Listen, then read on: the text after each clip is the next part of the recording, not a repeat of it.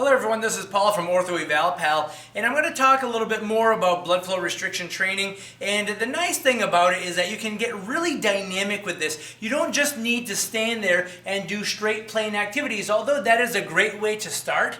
And you can get very creative and make this very functional. So today we're going to talk about tennis-specific activities that can really give you a big workout in a short amount of time, and really you don't even need to be out on a court like here in northern Maine. There's still 2 feet of snow out. And it is the 1st of April, so it's important that you know that you can do a lot of activities at home when you're doing blood flow restriction therapy. So as you can see, Gabrielle is demonstrating standing on one leg, working on her forehand and backhand just with a little piece of TheraBand, really getting that metabolic stress to her legs and her arms all at one time. Getting in 30 repetitions, maybe switching legs, doing another 30, then she takes a break. So she could do like 3 sets of 30 of those. Then she could take the band off and we could have her do some lateral shuffling as she would in tennis, doing forehands and backhands. So this could be another exercise right here.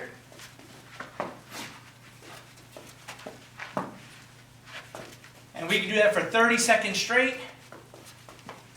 She could take a break. Once we've done 3 sets of 30 seconds, then we give her a 2-minute rest, and then we could get into another exercise, really simply doing some squats with her arms overhead. And you'd be very surprised, although this is very light, when you get through 3 sets of 30 seconds of this, it becomes very, very demanding on the legs, very hard.